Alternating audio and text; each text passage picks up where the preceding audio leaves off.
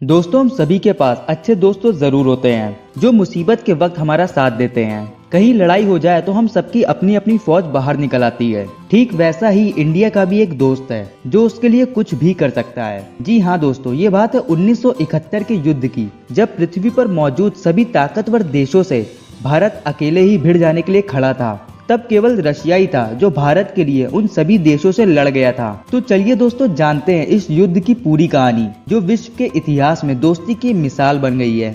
दोस्तों, इस युद्ध की शुरुआत पाकिस्तान और भारत के बीच 1971 में हुई थी।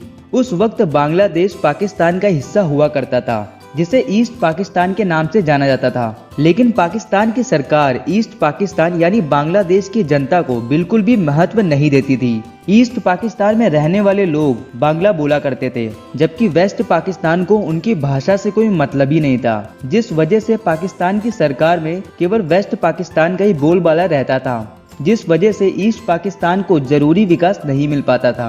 केवल इसी वजह से ईस्ट पाकिस्तान यानी बांग्लादेश के लोग वेस्ट पाकिस्तान से नफरत करने लगे थे, जिस कारण वहां अलगाववादी की राजनीति ने जोर पकड़ लिया, जो धीरे धीरे अपनी चरम पर पहुंच रही थी। जिसके बाद पाकिस्तान ने इस बात को दबाने के लिए कि कहीं ये बात पूरी दुनिया के सामने न आ जाए, उसने बलपूर्वक सबके मुंह बंद करने शुरू कर दिए। पाकिस्तान के डर की वजह से ईस्ट पाकिस्तान यानी बांग्लादेश के लोग इलीगल तरीके से भारत में प्रवेश करने लगे। धीरे धीरे लाखों बांग्लादेशी भारत पहुंच गए, जिससे भारत की मुश्किल बढ़ने लगी। इन हालातों की गंभीरता को समझते हुए उस वक्त की प्रधानमंत्री श्रीमती इंदिरा गांधी ने अमेरिकी राष्ट्रपति रिचर्ड निक्सन को इस बारे में जानकारी दी कि ईस्ट पाकिस्तान यानी बांग्लादेश में हालात दिन प्रतिदिन बिगड़ते जा रहे हैं। निक्सन इस बात को समझ चुका था कि भारत जल्द ही पाकिस्तान पर हमला कर देगा।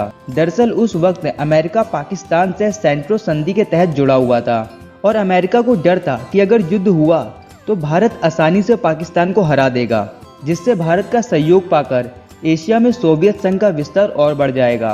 28 मार्च 1971 को अमेरिकी सेक्रेटरी के पास पाकिस्तान का एक खत आया, जिसमें लिखा था कि हमारी सरकार देश के पूर्वी हिस्से में फैली अलगाववादी की समस्या को बढ़ने से नहीं रोक पा रही है। ऐसे में अब अमेरिका को यकीन हो गया था कि युद्ध तो तय है, इसलिए अमेरिका ने यूके, चाइना, फ्रांस और ताकतवर देशों को इसमें शामिल करने की योजना बना ली।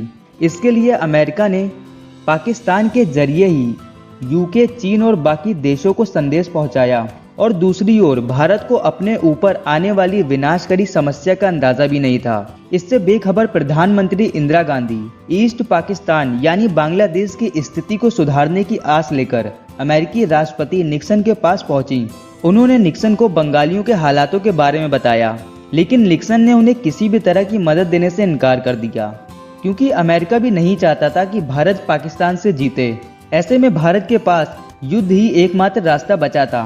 लगातार बिगड़ती स्थितियों के बावजूद भी भारत ने अपने सभी लड़ाकू जहाज तैनात कर दिए हैं। हालांकि जब तक भारत की ओर से पहला हमला किया जाता, तब तक 3 दिसंबर रात को पाकिस्तान की ओर से भारत की ओर हमला कर दिया गया। लेकिन भारत भी पूरी तरह तैयार बैठा था और हमला होते ही भारत ने भी मुंह तोड़ जवाब देना शुरू कर दिया। जैसे ही अमेरिका तक युद्ध की खबर पहुंची तो वो घबरा गया और उसने तुरंत ही पाकिस्तान का साथ देने के लिए अपना लड़ाकू विमान USS एंटरप्राइज बंगाल की खाड़ी के लिए रवाना कर दिया। अमेरिका ने सोचा कि वह लड़ाकू जहाजों के दम पर भारत को घुटने टेकने पर मजबूर कर देगा। 10 दिसंबर को भारतीय खुफिया एजेंसी ने अमेरिकी राष्ट्रपति द्वारा डिफेंस ऑफ सिक्योरिटी को भेजा गया पत्र पढ़ा। इसमें निक्सन ने कहा कि उनका 75,000 टन एयरक्राफ्ट USS एंटरप्राइज अपनी तय की गई जगह पर पहुंच गया है।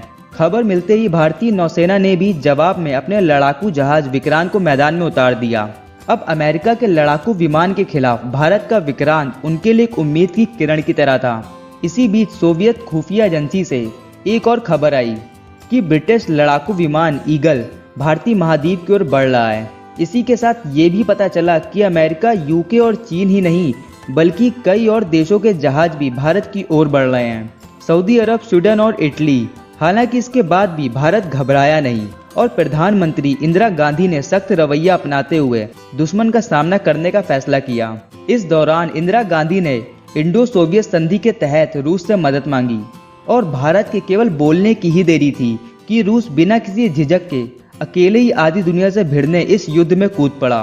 13 दिसंबर को एडमिरल वेल्डमिर गुग्लियाकोव के नेतृत्व में सोवियत संघ ने न्यूक्लियर हथियारों से लैस अपने लड़ाकू विमान और सबमरीन को भेज दिया।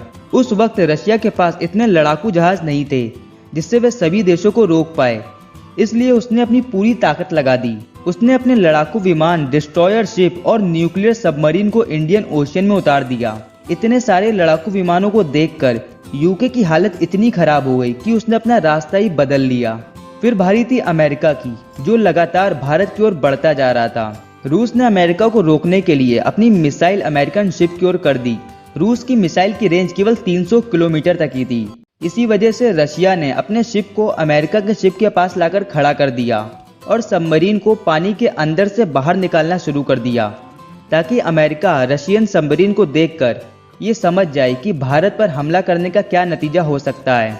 और जैसे ही अमेरिका ने रशिया के लड़ाकू जहाज देखे तो वो भी समझ गया कि अगर उसने भारत पर हमला करने की सोची तो रशिया उसका नामो निशान मिटा देगा।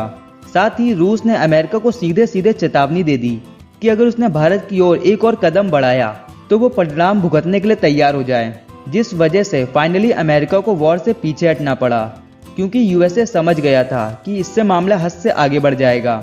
ठीक इसी तरह चीन को भी रूस ने धमका दिया कि अगर तुम्हारी तरफ से भारत पर एक खरोच भी आई तो हम भी तुम पर हमला बोल देंगे। चीन भी समझ गया कि रूस से लड़ाई उसको बहुत भारी पड़ सकती है, इसलिए उसकी हवा भी खराब हो गई। इंडियन ओशियन में भारी मात्रा में मौजूद लड़ाकू विमानों को देखकर बाकी देशों की भी हवा खराब हो गई और वो सब भी वापस लौट गए। इस तरह भारत की मदद रशिया ने तब की जब उसे आधी दुनिया ने चारों तरफ से घेर लिया था, और इसी के साथ भारत उन ईस्ट पाकिस्तानी लोगों के साथ भी उन्हें आज़ाद करने की तरफ आगे बढ़ रहा था, जिस पर पाकिस्तान ने इतने अत्याचार किए थे, जिस वजह से प्रधानमंत्री इंदिरा गांधी ने एक नया दस्तावेज पास किया, जिसमें पूर्वी पाकिस्तान को एक अलग देश बनाने की अपनी योजना को आगे बढ़ाया। तो दोस्तों, आपको भारत और रशिया की इस दोस्ती के बारे में क्या कहना है, हमें नीचे कमेंट करके बताइए। आज के लिए इतना ही, मिलते हैं अगली वीडियो में। Thank you for watching.